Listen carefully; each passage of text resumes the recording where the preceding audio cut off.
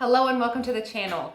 You need to stop doom scrolling. Put down your phone, cut out that negativity, and focus on your own village, your own sphere of influence, and finding your own sense of rest.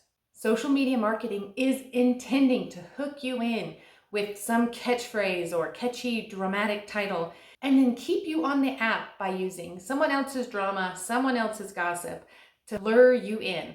But this negativity is not what you need in life. Even if you're watching something positive about someone else's creativity or someone else's homemaking, for example, you're still not choosing that act of rest for yourself. So today, let's cover some basic ideas that can give you a true and deep sense of rest. To muse means to think, to ponder. That's why a creative's spark would be called their muse. Amusement means without thought. The purpose of amusement, these devices in our hands or on our walls, are intended to shut off our brains and give us a false sense of rest and false oxytocin. However, that's not going to uplift us in the long run. Instead, we need to find beneficial ways in our daily life that we can truly refresh our souls. It does not take a lot of money and it does not take a lot of time. One of my favorite minimalist activities would be reading. You can take it anywhere, you can do it anywhere, and it can be any genre. It can be historic and help teach you something. It can be fiction and still give you a little bit of a break from the stresses of daily life while still activating your brain and getting you learning. Also, it can be any budget level. If you can't afford to read it, go to the library and get it. My library has an app called the Libby app. I'm able to put in my library card and then I have a whole electronic database of books that I wouldn't normally have. Also, Kindle books are oftentimes cheaper. I don't own a Kindle, I have the Kindle app on my phone. One less device to charge and keep with me at all times, but still the benefit of digital reading. Don't get me wrong, I love the smell of a good book, but sometimes you just need the ease and the affordability of a digital copy. Similar to reading, I would say writing can be very therapeutic. In times of stress or grief in my life, I have chosen to write. I loved poetry when I was in a long distance engagement with my husband, and I also used poetry whenever we were grieving the loss of our firstborn son. Writing truly can take you from the highs to the lows and give you an expression. Finding how these words rhyme and intermingle is beautiful. It's amazing that English can be such a boxy language at times, but yet those boxy little words and boxy little letters string together to create a world on paper. It's truly lovely, the world that writing can open up for you and the way that it can refresh your soul. And it can be done with pen and paper or even on your phone. It does not take much. I also really enjoyed drawing. Again, these can be therapeutic. Art is an avenue for therapy. As a nurse, I've seen art used in individuals with limb differences, whether they were born that way or whether they lost a limb in later life. Art is therapeutic. Equine therapy is helpful. That's why we use these modalities of therapy. However, art can often become something where you buy a lot, but drawing, again, pencil and paper, or even digital art is available. Personally, I really enjoyed taking my drawing to the next level with watercolor. I used watercolor pencils and had one brush and would just wet the tip of my brush and then pick up the color from the tip of the pencil and then draw that way. That way I was never worried about my paint spilling anywhere. It was just wooden pencils and my one brush together in a little bag and my watercolor notebook.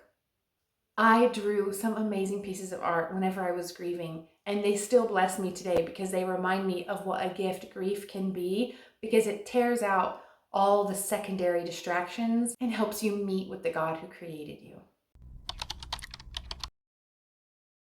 Another minimalist activity would be volunteering, helping your fellow man, loving your neighbor. Personally, for me, that's through my local church. I do Sunday school twice a month and then Awanas once or twice a month. And I had been doing the moms group before some other ladies stepped up to do that. Now that my kids are in school, I'm not currently going. These avenues of volunteering are often very rewarding and give you a strong sense of self. Who are you really in your depths? And what can you do to help others? How can you transform your mere hands into service and uplift your fellow man.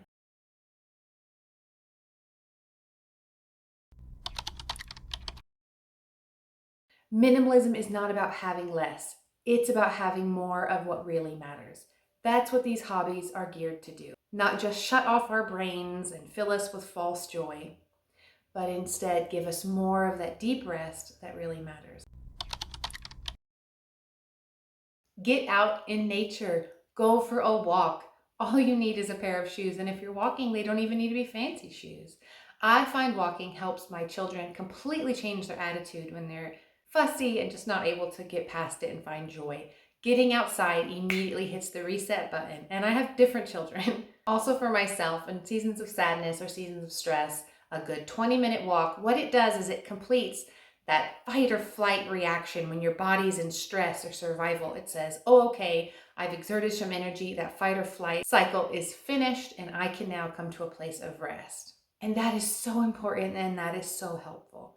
Personally, I took my walking and transformed it into running. You don't have to, but for me, I had heard so much about women in endurance sports and how women peak in endurance sports in their mid-30s, and as someone who felt like I was getting a late start when it comes to movement in my life, I was really encouraged to see that. I challenged myself to run a 10K, which is 6.2 miles, and while training for the 10K, I realized my true endurance had improved and increased just by doing some at-home workouts.